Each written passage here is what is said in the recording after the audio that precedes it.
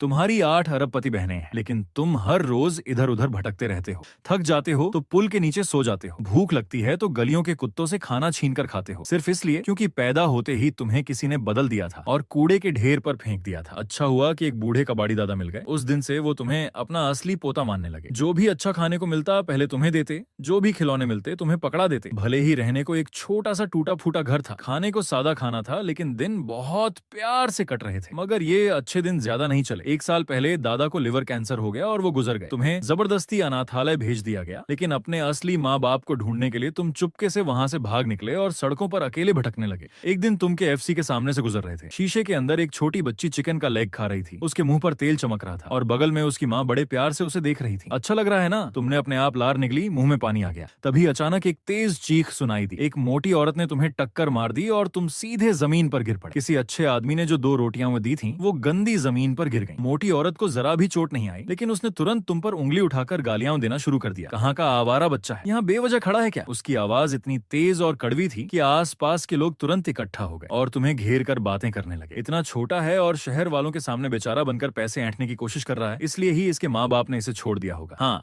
ऐसे बच्चे बहुत चिढ़ दिलाते हैं। तुमने नाक सिकोड़ी भीड़ को देखा, थोड़ा दुखी होकर, फिर अपने से कई गुना बड़ी उस मोटी औरत की तरफ देखा और चुपचाप झुककर जमीन पर गिरी रोटियां उठाई और तेजी से वहां से भाग गए। जल्दी ही भागते भागते तुम अपने ठिकाने पुल के नीचे पहुंच गए। दिल में बेबसी और दुख भरा था। मैं किसी का नहीं हूँ, किसी को मुझसे कोई मतलब नहीं, सबके अपने माँ बाप हैं, लेकिन मेरे माँ बाप ने मुझे छोड़ दिया। मुझे कोई पूछने वाला नहीं है, किसी को फर्क नहीं पड़ता कि मुझे कितना दुख होता है, सब मुझे ही तंग करते हैं। तुमने अपने शरीर को सिकोड़कर गेंद की तरह कर लिया, बुरी तरह कांप रहे थे, जोर से रोने की भी हिम्मत नहीं थी। काफी देर बाद तुम उस टूटे दिल के दुख से थोड़ा संभले, लेकिन अगले ही पल चौंक गए। दिल में डर बैठ गया। मेरी प्यारी जेड की पेंडेंट कहाँ है? तुमने घबराकर अपनी छाती टटोली, लेकिन वहाँ कुछ नहीं था। दादा ने कई बार समझाया था कि ये जेड पेंडेंट तुम्हारे माँ बाप ने तुम्हारे लिए छोड़ी है। अगर एक दिन वो इसे देखेंगे तो तुरंत तुम्हें पहचान लेंगे, लेकिन अब पेंडेंट खो गई थी। शायद अब तुम उन्हें कभी नहीं ढूंढ पाओगे। ये सोचकर तुम अपने आप को रोक नहीं पाए और जोर जोर से रोने लगे। आंसू जैसे बांध टूटने पर बह निकले। आखिरकार थक कर तुम बेहोश हो गए और गहरी नींद में चले गए। तुम बिल्कुल नहीं जानते थे कि उसी वक्त तुम्हारी इस जेड पेंडेंट की वजह से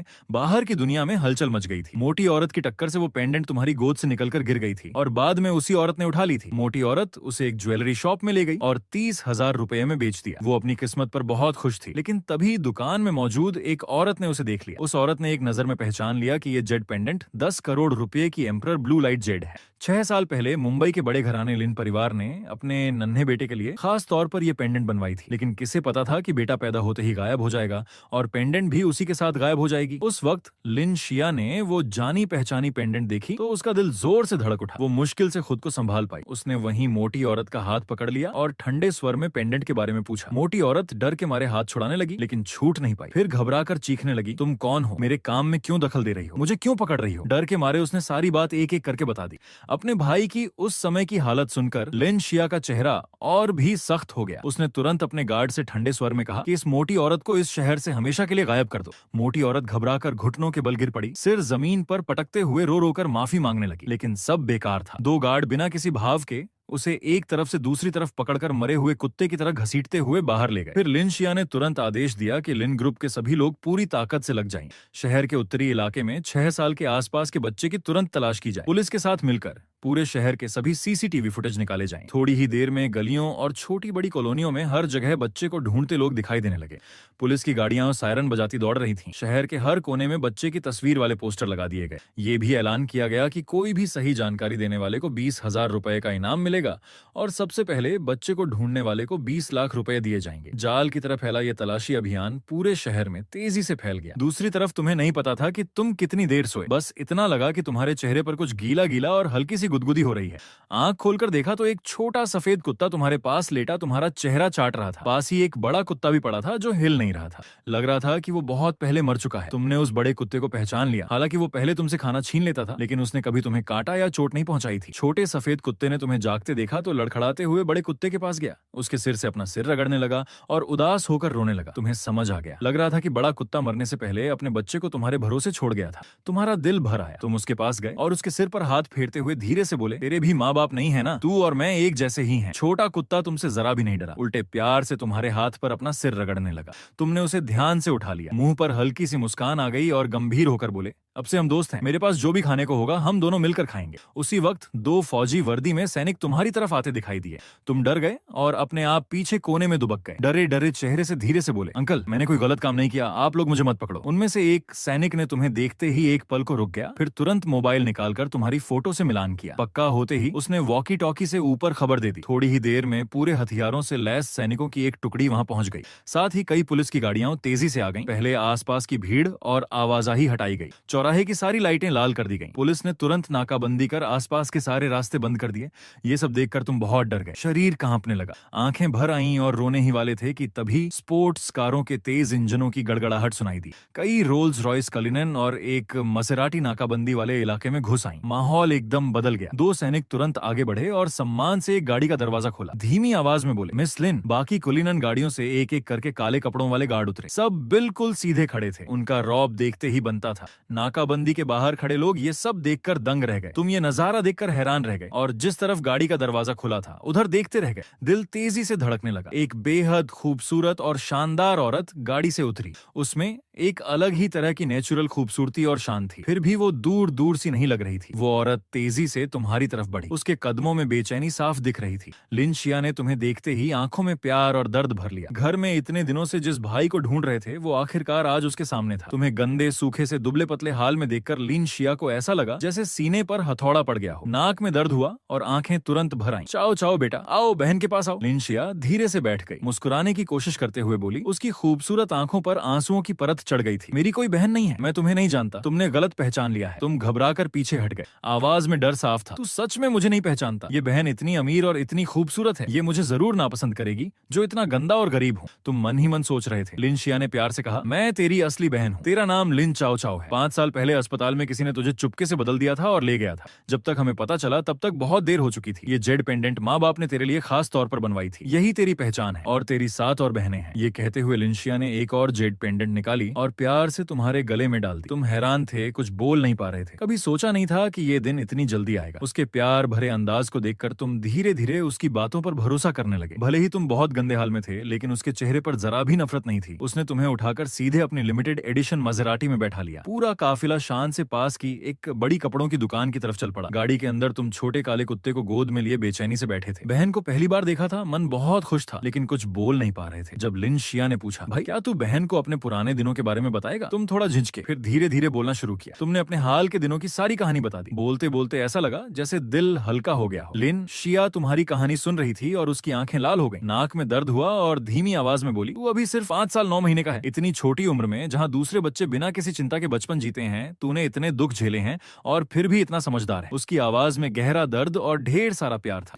गाड़ी एक बड़ी कपड़ों की दुकान के सामने रुकी। एक तेज तर्रार सेल्सवुमन तुरंत आगे आई और लिन शिया को देखकर मुस्कुरा दी। लिन शिया ने हल्के से कहा, मेरे भाई के लिए बच्चों के कुछ कपड़े दिखाओ। सेल्सवुमन ने घूमकर तुम्हें देखा। उसकी नजर में थोड़ी हैरानी और तिरस्कार था। तुम पूरी तरह धूल में सने हुए थे, कपड़े फटे हुए थे। जैसा वो सोच रही थी वैसा अमीर बच्चा नहीं दिख रहा था। वो पल भर को रुक गई, लेकिन चेहरे की बेरुखी छुपा नहीं पाई। क्या देख रही हो? काम नहीं करना चाहती क्या? लिन शिया की आवाज ठंडी हो गई। उसने सेल्स वुमन की तरफ देखा। पूरे शरीर से ऐसा एहसास हो रहा था कि उसके सामने कोई टिक नहीं सकता। ठंडे स्वर में बोली, अपनी दुकान के बाकी लोगों को बुलाओ। सेल्स वुमन हक्की बक्की रह गई, कुछ बोल नहीं पाई। लिन शिया ने उससे बात करना बेकार समझकर हाथ हिलाया और सीधे बोली, ये वाला और वो वाला सब पैक करो। ये सुनकर तुम थोड़ा घबरा गए। तुमने लिन शिया की बाजू पकड़कर हल्के से खींचा और धीमी आवाज में बोले, दीदी मुझे इतने सारे कपड़े नहीं चाहिए, एक सेट ही काफी है। ये सुनकर लिन शिया मुस्कुरा दी। प्यार से तुम्हारा सिर सहलाते हुए बोली, पागल बच्चे, बहन के पास बहुत पैसा है, बहन के लिए पैसे बचाने की जरूरत नहीं। ये कहते हुए उसकी नजर तुम्हारी गोद में बैठे छोटे काले कुत्ते पर पड़ी। उसके होंठों पर मुस्कान आ गई। वैसे इस छोटे से दोस्त के लिए भी 2 सेट कपड़े ले लो, लगता है ये भी कोई शौकीन राजकुमार है। सेल्सवुमन ने फुर्ती से सारे कपड़े पैक कर दिए। मैडम, कुल 20 सेट बच्चों के कपड़े हैं, कुल दाम 10,50,000 रुपए। लेन मिस ने हल्के से एक गोल्ड कार्ड आगे बढ़ाया। बड़ी सहजता से बोली, कार्ड से ले लो।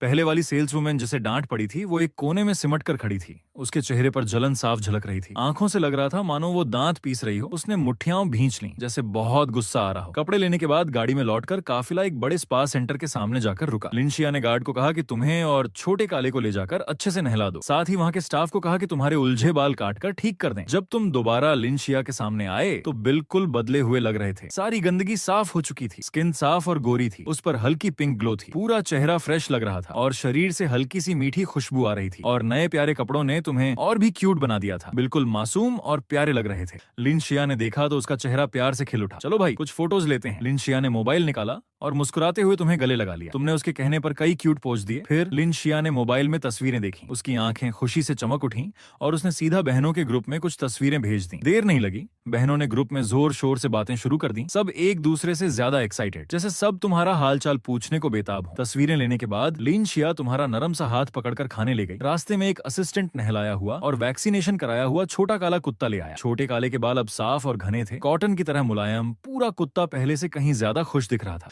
छोटे काले ने तुम्हें देखते ही खुशी से पूंछ हिलानी शुरू कर दी। असिस्टेंट की गोद से कूदकर तुम्हारे पैरों के पास आ गया। प्यार से तुम्हारे जूते चाटने लगा। तुम हंसते हंसते लोटपोट हो गए। लिन शिया ने तुम्हें खुश देखा तो वो भी रिलैक्स हो गई। कुछ गलियां पार करके गाड़ी मिकेलिन रेस्तरां के सामने रुकी। अंदर जाते ही वेटर ने सर्विस शुरू कर दी। लिन शिया ने सीधे कहा, तीसरी मंजिल पर कोई प्राइवेट रूम खाली है? वेटर ने मना कर दिया। मैडम तीसरी मंजिल तो पहले से बुक है। लिन शिया ने हल्का सा माथा सिकोड़ लिया। तो दूसरी मंजिल दे दो। वेटर ने फिर जवाब दिया, मैडम दूसरी मंजिल भी फुल है। लिन शिया को अब थोड़ा गुस्सा आ गया। इतने सारे रूम हैं, सब कैसे बुक हो सकते हैं? मैं नहीं चाहती कि मेरा भाई हॉल में खाना खाए। ये लिन परिवार की इज्जत का सवाल है।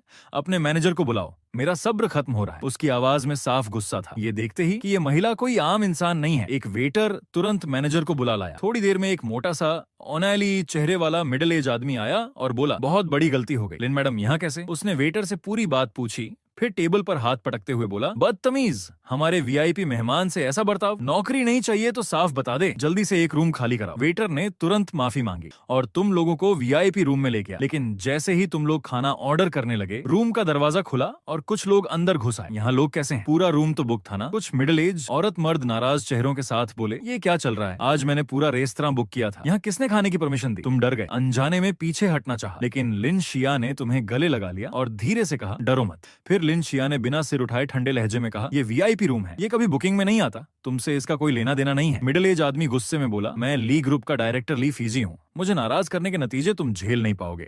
मैं अभी बहस नहीं करना चाहता, तुरंत यहाँ से निकल जाओ। उसकी आवाज में ऐसा दबाव था जिसे नजरअंदाज नहीं किया जा सकता था। तुम डर गए। बहन का हाथ और जोर से पकड़ लिया। लिन शिया ने तुम्हारी पीठ थपथपाते हुए कहा, डरो मत। फिर उसने ऊपर देखकर ली फीजी से ठंडे स्वर में कहा, ली ग्रुप इतना बड़ा हो गया है कि शंघाई में अकेले राज करने लगा है। जैसे ही ली फीजी ने सामने वाले का चेहरा देखा, उसकी सांस अटक गई। ये यहाँ कैसे आ गई? उसी वक्त लिन शिया ने ली फीजी को देखा और ठंडी हंसी हंसी। उसका लहजा बिल्कुल साफ और ठंडा था। तू चेन लैंग का आदमी है? ली फीजी तुरंत झुक गया और बड़े चापलूस अंदाज में मुस्कुराते हुए बोला, लिन जी मुझे माफ कर दीजिए, मैं अभी बहुत जल्दी में था।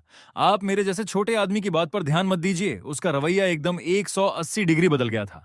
अब वो पहले जैसा अकड़ू नहीं था। उसे लग रहा था कि अब वहीं अपने मुंह पर 2 थप्पड़ मार ले। वो बार बार सॉरी बोल रहा था। सॉरी सॉरी लिन जी, मैं अभी अपने लोगों को लेकर चला जाता हूँ, आपके मूड में डिस्टर्ब नहीं करूंगा। इस खाने का बिल मैं दे दूंगा, आप आराम से खाना खाइए। लिन शिया ने ठंडे स्वर में सिर्फ 2 शब्द कहे, जरूरत नहीं। जैसे ही ली फीजी चुपके से रूम से बाहर निकलने को हुआ, तुम अचानक थोड़ा डरकर सिर उठाकर बोले, अंकल आपकी किडनी में थोड़ी प्रॉब्लम है, टाइम मिले तो हॉस्पिटल जाकर चेक करा लीजिए। ये नॉर्मल सी बात सुनकर ली फीजी को हंसी भी आई और रोना भी, लेकिन लिन शिया के सामने वो कुछ भी बोल नहीं सकता था। बस मुंह बनाकर शर्मिंदा सी मुस्कान के साथ बोला, छोटे मालिक ठीक कह रहे हैं, मैं अभी हॉस्पिटल जाकर चेक कराता हूँ। ये कहते ही वो तुरंत रूम से बाहर निकल गया। ये सब देखकर लिन शिया की नजरें थोड़ी अजीब हो गईं। उसने तुम्हें ध्यान से देखा। चेहरे पर कुछ अटपटा सा एक्सप्रेशन था, लेकिन उसने कुछ पूछा नहीं। असल में तुम्हारे अंदर एक राज छिपा था। कुछ समय पहले तुमने एक अजीब सपना देखा था। उस सपने में एक बूढ़े फकीर ने तुम्हें अपना शागिर्द बना लिया था। उसने तुम्हें जादू, इलाज और दवा बनाने की कला सिखाई थी। अभी तुमने उसी इलाज की विद्या से ली फीजी की कमजोरी पकड़ ली थी, इसलिए उसे सही सलाह दे दी। तुमने उसके किडनी वाले हिस्से में एनर्जी के जमाव से अंदाजा लगाया कि उसके किडनी में शायद कैंसर हो गया है। अगर उसने जल्दी ट्रीटमेंट नहीं कराया तो जान पर बनाएगी। वो इस बात को सीरियस लेता है या नहीं, ये उसकी किस्मत पर डिपेंड करता है। ली फीजी के जाने के बाद तुम फिर से खाने पर टूट पड़े। जल्दी ही पेट भर गया, लेकिन तुम्हारी नजरें अब भी टेबल पर रखे खाने पर टिकी थी। थोड़ा झिझकते हुए पूछा, दीदी ये सारे अच्छे खाने के आइटम्स मैं पैक करके घर ले जा सकता हूँ? लिन शिया ने ये सुना तो उसके दिमाग में तुम्हारे पुराने बुरे दिनों की तस्वीर घूम गई। उसका दिल भर आया। उसने प्यार से कहा, बिल्कुल ले जा सकता है। दीदी की बात सुनकर तुम रिलैक्स हो गए और खुशी से मुस्कुरा दिए। रेस्तरां से निकलने के बाद लिन शिया खुद गाड़ी चलाकर तुम्हें घर ले गई। करीब 20 मिनट बाद गाड़ी एक बहुत बड़ी और शानदार हवेली में घुसी। लिन शिया ने मुस्कुराते हुए तुम्हारा हाथ थामा और धीरे से बोली, भाई यही हमारा घर है। तुम हैरान रह गए, मुंह खुला का खुला रह गया, आंखों पर यकीन नहीं हो रहा था। लिन शिया फिर झुकी और प्यार से तुम्हारा चेहरा थामते हुए नरम लहजे में बोली, भाई दीदी को अब काम पर जाना है, तू घर पर अच्छे से रहना, मैं वांग माँ को तेरे साथ रहने को कहूंगी। कोई बात हो तो वांग माँ से कह देना। तुमने छोटे काले कुत्ते को गोद में कसकर पकड़ लिया। बड़े क्यूरियस होकर बंगले में इधर उधर देखते हुए घूम रहे थे, इस नए घर को समझने की कोशिश कर रहे थे। वांग माँ प्यार से तुम्हारे पीछे पीछे चल रही थी, बड़े चाव से घर के बारे में बता रही थी। आखिरकार वो तुम्हें तुम्हारे कमरे में ले गई। कमरे में तरह तरह के खिलौने रखे थे, हर तरह के, जैसे बच्चों का ड्रीम पैलेस हो। बहुत बढ़िया कमरा है, छोटे मालिक को पसंद आया? कुछ चाहिए हो तो सीधे वांग माँ से कह देना। तुमने मासूमियत से जवाब दिया, थैंक यू वांग माँ, मुझे बहुत पसंद आया। वांग माँ ने मुस्कुराकर सिर हिलाया और प्यार से समझाया, छोटे मालिक आराम करें, अगर कुछ चाहिए तो बेड के पास वाला बटन दबा देना, वांग माँ तुरंत आ जाएगी। इतना कहकर वो कमरे से बाहर निकलने लगी। तभी तुम अचानक बोले, वांग माँ मेरे मम्मी पापा कहाँ हैं? वो कहाँ गए? ये सुनते ही वांग माँ के कदम रुक गए। चेहरे पर थोड़ी हिचकिचाहट दिखी। घर के मालिक और मालकिन अभी शहर के साउथ एरिया में कुछ काम निपटा रहे हैं, अभी वापस नहीं आ सकते। तुम थोड़ा उदास हो गए। वांग माँ ने ये देखा तो उसे तुम पर तरस आ गया। वो झुककर तुम्हें समझाने लगी, छोटे मालिक उदास मत होइए, आपके घर लौटने की खुशखबरी मालिक और मालकिन को दे दी गई है, वो जल्द ही वापस आ जाएंगे। तुमने चुपचाप सिर हिला दिया। वांग माँ के जाने के बाद तुम सॉफ्ट बेड पर लेट गए। अच्छी नींद सोने की सोच ही रहे थे कि अचानक दिमाग में किसी के बुलाने की आवाज सुनाई दी। तुमने जल्दी से पालथी मारकर ध्यान लगाया। मन ही मन में दादा की जानी पहचानी आवाज सुनाई दी, प्यारे चेले, मुझे कुछ जरूरी काम निपटाना है, कुछ दिनों के लिए जाना होगा, ये तेरे लिए मेरी तरफ से गिफ्ट है, इन्हें लेकर मेहनत से साधना करना, अगली बार मिलें तो मुझे निराश मत करना। आवाज खत्म हुई और दिमाग शांत हो गया। सामने तैरते हुए 6 लाइट बॉल्स थे और एक 9 लेयर वाली सील्ड अंगूठी थी। ये सब दादा के दिए हुए थे। बुरी बात यह थी कि ये सील ताकत के साथ ही खुलती थी। अभी तुम्हारी साधना कम थी, इसलिए अंगूठी की सिर्फ पहली लेयर ही खुल पाई। उसमें 3 पुरानी किताबें रखी थीं, एक वैद्यराज रहस्य, एक आकाशीय नीति शास्त्र और एक साधना का मार्ग। तुमने आंखें बंद करके ध्यान लगाया। अपनी कमाल की समझ से जल्दी ही बेहतरीन इलाज की विद्या सीख ली। साथ ही मेटल वर्क, म्यूजिक, शतरंज, आर्ट और लेखन भी सीख गए। मगर साधना में तरक्की स्लो थी। प्राणायाम की शुरुआती स्टेज से अगली स्टेज में पहुंचने में ही पूरे 2 हफ्ते लग गए। अच्छा हुआ दादा ने बताया था कि प्राण बढ़ाने वाली दवा खाने से साधना में मदद मिलती है। तुम्हारे दिमाग में उसकी रेसिपी भी थी और अंगूठी में जड़ी बूटियां भी थीं। बस एक दवा पकाने की कढ़ाई नहीं थी। इसी सोच में थे कि दरवाजे पर दस्तक हुई। छोटे मालिक, खाना तैयार है, नीचे चलिए। तुमने दरवाजा खोला और चुपचाप वांग माँ के पीछे पीछे खाना खाने चले गए। लिन शिया पहले से ही मेज पर बैठी तुम्हारा इंतजार कर रही थी। अभी अभी कंपनी का काम निपटा कर आई थी। उसके चेहरे पर थोड़ी थकान दिख रही थी, लेकिन तुम्हें देखते ही वो फ्रेश हो गई और तुम्हें अपने पास बैठा लिया। मेज पर तरह तरह के अच्छे अच्छे खाने देखकर तुम्हारा मन ललचा गया। तुमने जल्दी से चॉपस्टिक उठाई और मजे से खाना शुरू कर दिया। लिन शिया प्यार से तुम्हें देख रही थी और बोली, चाओ चाओ, 3 महीने बाद तेरा छठा बर्थडे है। तुमने अपने गोल मटोल पेट को सहलाते हुए हैरानी से पूछा, बर्थडे क्या होता है? मैंने तो कभी मनाया ही नहीं। दादा को भी नहीं पता था कि मैं कब पैदा हुआ था। लिन शिया की आंखें नम हो गईं। उसने रुमाल से तुम्हारे मुंह के किनारे का तेल पोंछा और प्यार से बोली, तेरा जन्मदिन 1 सितंबर है। बर्थडे पर केक खाया जाता है, नए कपड़े पहने जाते हैं और विश मांगी जाती है। तुमने आंखें फाड़कर उत्सुकता से पूछा, केक कैसा होता है? लिन शिया ने हाथों से इशारा करते हुए कहा, बहुत सॉफ्ट और मीठा, बिल्कुल आसमान के बादलों जैसा।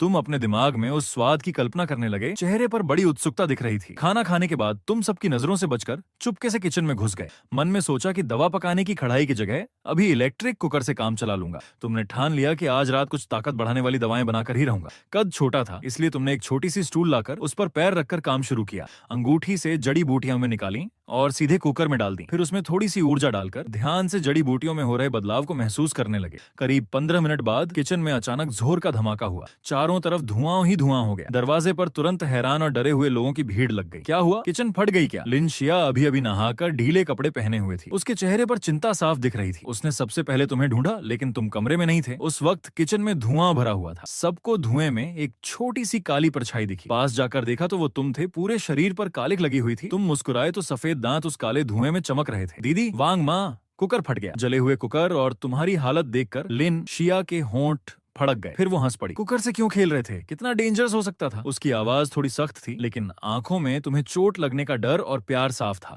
अच्छा हुआ जांच करने पर पता चला कि तुम्हें जरा भी चोट नहीं आई थी, बस मुंह पर कालिक लगी थी। तुमने सिर झुका लिया, बिल्कुल शरारती बच्चे की तरह, और धीमी आवाज में बोले, मैं दीदी के लिए खाना बनाना सीख रहा था। लिन शिया का दिल पिघल गया। उसने वांग माँ से कहा कि तुम्हें ले जाकर अच्छे से नहला दें। नहा धोकर जब तुम अपने कमरे में लौटे तो मन ही मन मुस्कुराए। बच गए। पकड़े जाते जाते बच निकले। फिर चुपके से अंगूठी से अभी अभी बनाई दवा निकाली। सोचा था 10 दवाइयां बनाऊंगा, लेकिन सिर्फ 4 ही बन पाई। तुमने निराश होकर सिर हिलाया, लेकिन तुम नहीं जानते थे कि अगर बाहर की दुनिया के वैद्यों को पता चलता कि 5 साल का एक बच्चा बिना कढ़ाई के पहली बार दवा बनाने की कोशिश करके 4 दवाएं बना ले, तो वो गुस्से से खून थूक देते। तुमने बिना देर किए एक दवा खाई और साधना में बैठ गए। सुबह तक शरीर में थोड़ी ऊर्जा जमा हो गई। इस रफ्तार से 1 हफ्ते में अगली स्टेज में पहुंच जाओगे। मगर दवा खत्म हो गई थी और कुकर भी बेकार हो चुका था। अब असली कढ़ाई ढूंढनी होगी। अगले दिन बड़ी बहन काम में बिजी थी, तो उसने अपनी असिस्टेंट जंग हान को तुम्हें घुमाने ले जाने को कहा और 10 लाख रुपए खर्च करने को दे दिए। छोटे मालिक, आज कहाँ घूमने चलेंगे? जंग हान ने गाड़ी चलाते हुए पूछा। उसकी आंखों में अपनापन था। तुमने थोड़ा सोचकर सीधा जवाब दिया, मुझे दवा पकाने की कढ़ाई चाहिए। ऐसी चीज कहाँ मिलती है? जंग हान एक पल को हैरान रह गई। उसने सोचा, ये तो बस सजावट की चीज होती है, किसी काम की नहीं। मुझे तो बस देखना है। दीदी, मुझे ले चलो ना। तुमने बड़ी मासूमियत से आंखें मटकाते हुए कहा। तुम्हारा ये अंदाज देखकर जंग हान मना नहीं कर पाई और तुम्हें शहर के बाहर एक पुराने मंदिर में ले गए। मंदिर में घुसते ही तुम्हारी नजर एक कोने में रखी कढ़ाई पर पड़ गई। तुम्हारी आंखें चमक उठी। जैसे ही तुम पास गए,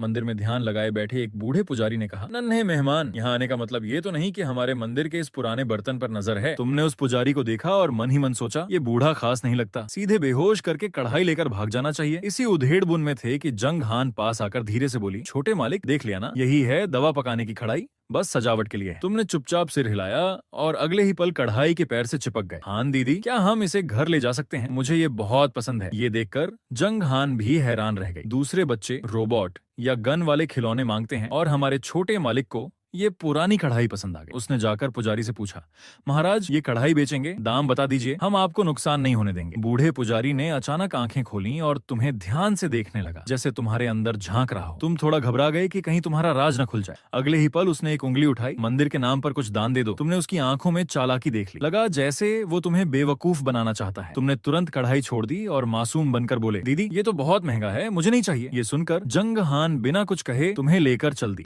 अपना शिकार हाथ से निकलता देख पुजारी घबरा गया। जल्दी से बोला, रुको, दाम पर बात हो सकती है। तुमने पलटकर पूछा, 3,000 में दोगे? पुजारी का मुंह खुला का खुला रह गया। काफी देर बाद बोला, 50,000 कैसा रहेगा? तुमने हल्की सी मुस्कान के साथ कहा, इससे ज्यादा नहीं दे सकते। पुजारी का चेहरा लाल हो गया। वो दांत पीसने लगा। आखिरकार 8,800 में कढ़ाई मिल गई। पुजारी बहुत गुस्से में था और मन ही मन तुम्हें कोस रहा था। जंग हान ये सब देखकर हैरान थी। उसे यकीन नहीं हो रहा था कि 5 साल का बच्चा ऐसे भाव ताव कर सकता है। मंदिर से निकलने के बाद जंग हान तुम्हें सीधे लिन ग्रुप के ऑफिस ले गई। उस वक्त लिन शिया मीटिंग में थी। तुमने उसे डिस्टर्ब नहीं किया और अकेले ही ऑफिस में घुस गए। वहाँ मेज पर पेन, स्याही और कागज रखा था। तुम्हें दादा की सिखाई कविताएं याद आ गईं और तुम टाइम पास के लिए कुछ लिखने लगे। 3 मिनट में ही एक कविता लिख डाली। फिर मजा आया तो कुछ और भी लिख दिया। बाद में थक गए तो सोफे पर लेट कर सो गए। जब लिन शिया मीटिंग खत्म करके लौटी तो तुम्हें सोफे पर सोता देखकर उसके होंठों पर मुस्कान आ गई।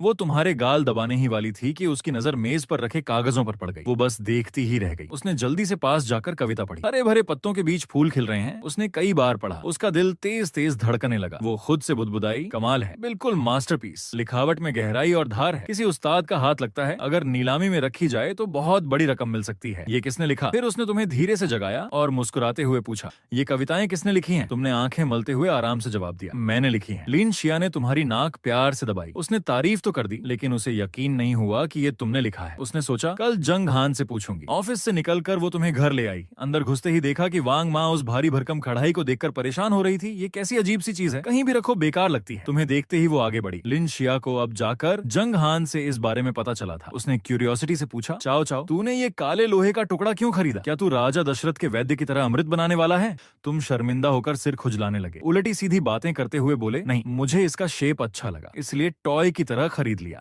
लिन शिया को अटपटा लगा। 5 साल का बच्चा दवा बनाने की कढ़ाई का दीवाना है, ऐसा तो उसने कभी नहीं सुना। उसने समझाने की कोशिश की, चाओ चाओ, सुन, ये चीज बहुत हैवी है और जगह भी बहुत लेती है, रखोगे कहाँ? अगर तू चाहे तो दीदी तुझे उड़ने वाला आयरन मैन दिला देती हूँ। वो कैसा रहेगा? तुमने सिर ऐसे हिलाया जैसे पटाखा फूट रहा हो। नहीं नहीं, मुझे यही कढ़ाई चाहिए, मेरे कमरे में रख दो। तुम्हारी इतनी जिद देखकर लिन शिया के पास कोई ऑप्शन नहीं था। उसने नौकरों से कहकर वो कढ़ाई तुम्हारे कमरे में रखवा दी। असली कढ़ाई देखकर तुम मन ही मन मुस्कुराए। अब दवा बनाने में कोई प्रॉब्लम नहीं होगी। रात के खाने के बाद तुमने कमरे का दरवाजा बंद किया और बेसब्री से काम शुरू कर दिया। असली कढ़ाई का कमाल था। इस बार एक ही बार में 10 प्राणवर्धक दवाएं तैयार हो गईं। गजब की स्पीड थी। कढ़ाई में रखी 10 गोल गोल दवाओं को देखकर तुम खुशी से फूले नहीं समा रहे थे। दादा ने कहा था, 100 बार में 7 बार दवा बन जाना बहुत बड़ी टैलेंट है, और तुमने तो पहली बार में ही 10 दवाएं बना ली। ये तो किसी अवतार से कम नहीं। तुमने बिना देर किए एक दवा खाई और ध्यान में बैठ गए। पेट के पास से हल्की सी आवाज आई, जैसे कोई ब्लॉकेज टूट गई हो। तुमने अचानक आंखें खोली, खुशी से झूम उठे। तुम सीधे अगली लेवल में पहुंच गए थे। खुशी को कंट्रोल करते हुए तुमने फिर से आंखें बंद कर ली और अपनी साधना को मजबूत करने लगे, क्योंकि दादा ने सिखाया था कि फाउंडेशन मजबूत ना हो तो सब बेकार है। अगली सुबह वांग माँ ने दरवाजा खटखटाकर तुम्हें जगाया। कमरे में घुसते ही उसे एक अजीब सी स्मेल आई। तुम चौंक कर उठ बैठे और चिल्लाए, वांग माँ आप बाहर जाइए, मैं खुद उठ जाता हूँ। वांग माँ नाक सिकोड़ते हुए बोली, छोटे मालिक तुमने रात को क्या शरारत की? इस शरीर पर कितनी गंदगी जमी है और बदबू भी बहुत आ रही है। तुमने नीचे देखा तो पूरे शरीर पर काली मैल की परत जमी थी। ये सब साधना के दौरान निकला हुआ वेस्ट था। तुम शर्म से लाल हो गए और जल्दी से बोले, अरे कल रात छोटे काले के साथ मछली पकड़ने गया था इसलिए गंदा हो गया, मैं नहा लेता हूँ। इतना कहकर तुम नए कपड़े लेकर बाथरूम में घुस गए। दरवाजे से गुजरते हुए छोटे काले कुत्ते ने हैरानी से तुम्हें देखा और भौंक कर अपनी इनोसेंस दिखाने की कोशिश की। वांग माँ मुस्कुराते हुए बोली, ये बच्चा सच में अजीब है, आधी रात को मछली पकड़ने जाता है, अब से मेन गेट बंद करके रखना होगा। थोड़ी देर में तुम नहा धोकर नीचे आए, सीधे लिन शिया के पास जाकर बैठ गए। बच्चों जैसी आवाज में बोले, दीदी मुझे वो चाहिए। लेकिन लिन शिया ने आज पहले की तरह तुम्हें खाना नहीं खिलाया। तुम हैरान होकर उसकी तरफ देखा तो वो शौक में तुम्हारा चेहरा देख रही थी। पास में वांग माँ भी दंग थी। तुमने अपने गाल पर हाथ फेरते हुए पूछा, दीदी वांग माँ तुम लोग ऐसे क्यों देख रहे हो? मेरे चेहरे पर कुछ लगा है क्या? उस वक्त तुम बड़ी मासूमियत से पानी भरी आंखों से उन्हें देख रहे थे। लीन शिया की आवाज कांप रही थी, हे भगवान चाओ चाओ तू इतना प्यारा कैसे हो गया? इतना कहकर उसने तुम्हें गले लगा लिया और जमकर प्यार करने लगी। क्या हो रहा था? तुम्हारा दिमाग घूम गया? तुम उससे बच भी नहीं पा रहे थे, बस उसके प्यार के हमले झेल रहे थे। तुम नहीं जानते थे कि साधना के अगले स्टेज की ये ताकत है। न सिर्फ तुम्हारा पर्सनालिटी बदल गया था, बल्कि त्वचा इतनी साफ और गोरी हो गई थी कि जैसे पानी टपक रहा हो, और शरीर से एक स्वीट सी खुशबू आ रही थी। लीन शिया तो खुद को रोक ही नहीं पा रही थी। तुम्हें इस कदर चिपटा रही थी कि तुमने नाश्ते में कुछ खाया ही नहीं, बस उसके उस भूखे टाइगर जैसे अंदाज से डर गए थे। इससे भी ज्यादा अजीब बात यह थी कि नाश्ते के बाद वो काम पर नहीं गई, बल्कि तुम्हें लेकर बाहर घूमने निकल पड़ी। सड़क पर एक हाथ में मिल्क टी, दूसरे में चिकन लेग और बगल में ये खूबसूरत बहन। ये जोड़ी देखते ही बनती थी। रास्ते में जितने भी लोग थे सब मुड़ मुड़ कर देख रहे थे। देखो उस खूबसूरत औरत के लंबे पैर, सपने में भी ऐसी गर्लफ्रेंड मिले तो क्या कहने। वाह वो बच्चा कितना प्यारा है, उठाकर घर ले जाऊं और प्यार करूं, मेरा दिल तो बच्चा बन गया। एम्बुलेंस बुलाओ। इतना सारा अटेंशन अपनी तरफ देखकर तुम्हें लगा ये बड़े लोग बहुत डरावने होते हैं। दीदी हम कहाँ जा रहे हैं? तुमने बहन का हाथ खींचते हुए पूछा। लिन शिया ने प्यार से तुम्हारे बाल बिखेरते हुए मुस्कुराकर कहा, तुझे अम्यूजमेंट पार्क ले चलूं झूले झूलने? तुमने साफ मना कर दिया। अम्यूजमेंट पार्क तो 3 साल के बच्चे जाते हैं, मैं तो 5 साल का हूँ, बहुत समझदार हूँ। लिन शिया हैरान रह गई। उसे लगा शायद दुनिया ही पागल हो गई है। उसने कंपनी की सारी मदरस से पूछा था, सबने कहा था कि बच्चों को अमेंसमेंट पार्क ले जाना चाहिए, यही सबसे बेस्ट तरीका है बच्चों को खुश करने का। लेकिन चाओ चाओ तो कुछ और ही निकला। उसने मन ही मन साई ली, अब रास्ता बदलना होगा। वो समझ गई थी कि तुम्हारे साथ टाइम बिताने का ये मौका बहुत प्रेशियस है। एक ज्वेलरी शॉप के पास से गुजरते हुए लिन शिया धीरे धीरे दुकान में रखे गहनों को देख रही थी। तभी पीछे से एक चिकनी सी आवाज आई, अरे वाह क्या खूबसूरत औरत हो, क्या दोस्ती करोगी? लिन शिया ने पलट कर देखा। एक लड़का पीले बालों वाला खड़ा था। खुद को बहुत स्मार्ट समझ रहा था, लेकिन लिन शिया को ऐसे इमेच्योर बच्चों में कोई इंटरेस्ट नहीं था। उसने ठंडे स्वर में कहा, कोई इंटरेस्ट नहीं। वो लड़का हार मानने को तैयार नहीं था और ज्यादा बेशर्मी से पास आ गया। खूबसूरत दीदी, मैंने देखा आप ज्वेलरी देख रही थी। संयोग देखो मैं एकोन यूनिवर्सिटी में जेम्स का स्टूडेंट हूँ, चलिए मैं आपको अच्छा रत्न पहचान कर दूं। लिन शिया उससे बहस करना बेकार समझकर सीधा डांट दिया, तुझे समझ में नहीं आता तो बेहतर होगा कि यहाँ से निकल जा, नहीं तो पछताएगा। उस लड़के का दिल जोर से धड़क गया, लेकिन उसने सोचा ये लड़की बहुत तेज है। उसने लिन शिया की वार्निंग को इग्नोर कर दिया और फिर से परेशान करने लगा। खूबसूरत, चलो मैं तुम्हें जिम शॉप में चलता हूँ, वहाँ स्टोन कटिंग देखने का मजा ही कुछ और है। ये सुनते ही तुम जो पास में ही खड़े थे तुरंत अलर्ट हो गए। पत्थर काटना, अगर अच्छी किस्मत से कोई बढ़िया जीएम मिल गया तो दीदी के लिए आर्मर बना दूंगा। तुमने जल्दी से पूछा, वो जीएम की दुकान कहाँ है? छोकरे ने सोचा तुमने बात पकड़ ली तो उसे मौका मिल गया। उसने एक नकली मुस्कान बनाकर कहा, छोटे भाई राजा मार्केट की 7वीं मंजिल पर है, चलो भैया तुम्हें ले चलता हूँ। लेकिन तुमने उसे नफरत से देखा और कहा, जरूरत नहीं, मैं और दीदी खुद चले जाएंगे, तू किसी और को परेशान कर, तू मेरी दीदी के लायक नहीं है। छोकरे के चेहरे की मुस्कान जम गई। लिन शिया ने तुम्हारे सिर पर प्यार से हाथ फेरा, मन ही मन तुम्हारी तारीफ कर रही थी। शाबाश। फिर वो तुम्हारा हाथ पकड़कर सीधे जिम की दुकान की तरफ चल दी। आसपास के लोग उस छोकरे को बंदर की तरह देख रहे थे, जिससे वो बहुत शर्मिंदा हुआ और तुम लोगों की पीठ देखकर दांत पीसने लगा। बेशर्म औरत, इतना कहने पर भी नहीं मानी। अब जिम की दुकान पर जाने की हिम्मत है तो देख लेना। इतना कहकर उसने फोन निकाला और किसी नंबर पर घूरते हुए कॉल कर दिया।